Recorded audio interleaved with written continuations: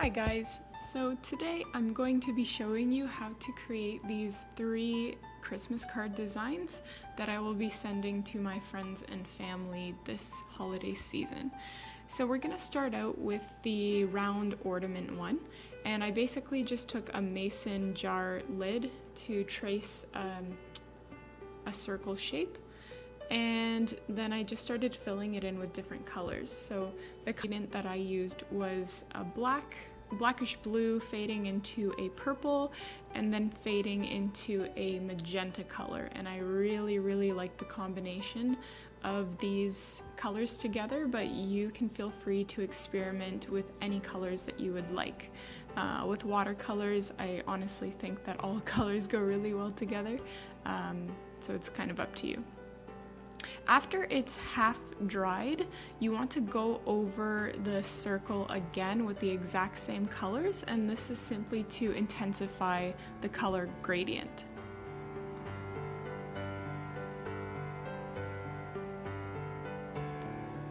And shortly you'll see me kind of tapping it upside down. This is just to encourage the paint to absorb into the magenta color because it gives an effect of background pine trees. So then you want to take a black watercolor and create rough pine tree shapes all over the little snow globe thing. And I kind of used really dark tones here, and you don't want to do that for the first layer. You want it to be a little bit more faded to show kind of to make it appear as if the pine trees are in the background. So don't make the same mistake I did here. Use maybe more watered down black or even kind of a blue color. And then as your trees dry, you can just continue adding more layers, and they don't have to be perfect. The more rough the bottoms are, I think the look just looks a lot nicer, I think. So once that's dried, you're going to just pencil in a straight line at the top because this is an ornament. It could be whatever you want, but I just think adding a little line and a bow to make it an ornament makes it extra special. So you're just going to draw a line. You can use a ruler or a piece of paper like I did, and you can also draw 2 loops for the bows.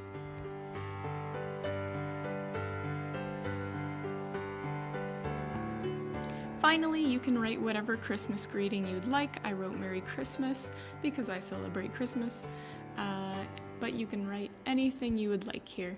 I always go over it first with a pencil just to prevent any screw-ups. So the second one we're going to be working on is a group of 3 trees, and I chose kind of a colder tone for this Christmas card just because I want it to be more of a wintry Christmas card, just because I'm gonna write Let It Snow, but I know a lot of people have requested Let It Go for. Is it bad if I say that I've never watched Frozen before? It's just I don't like animated movies very much, guys. But basically you're just going to take 3 different hues or shades of blue and just create 3 pine trees really close to one another, and then you can fade out the bottoms of them like I'm doing here. The technique to create pine trees, I think it develops over time. Everyone develops their own technique, and I really like mine because it's quick and it still looks good.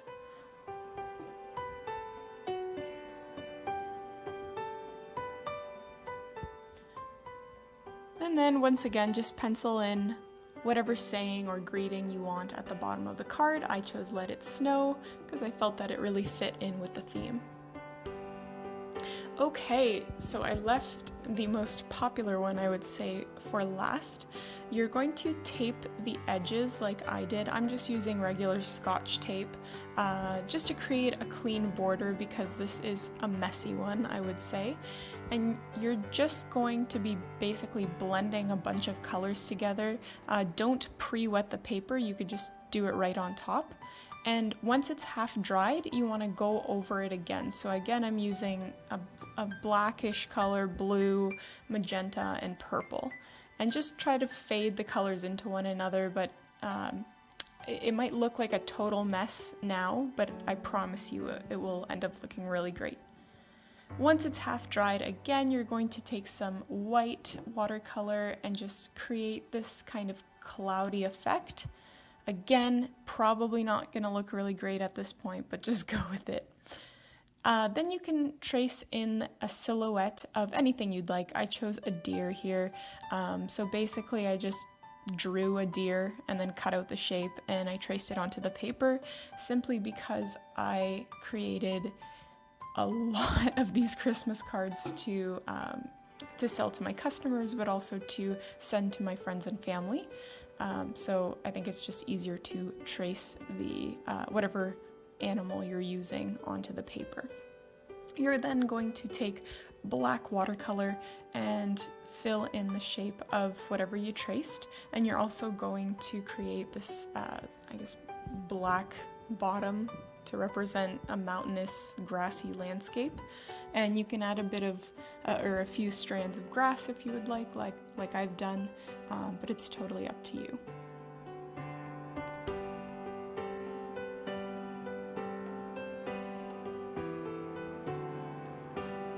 Oh yeah, excuse the tag on the paintbrush.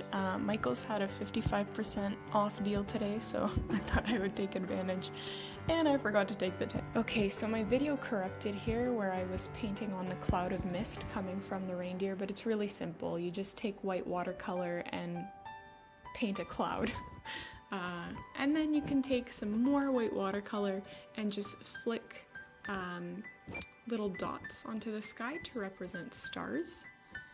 And once that has completely dried, again, you can pencil in your favorite Christmas greeting. I chose Silent Night because I thought it was quite representative of this painting. Alright guys, that just about covers the 3 Christmas cards that I showed you today. You can obviously choose to mount them onto paper like I did here, and I'm sure that all of your friends and family will really appreciate these greeting cards. I hope you enjoyed, and please subscribe and comment below which of the 3 Christmas cards that I painted today is your favorite.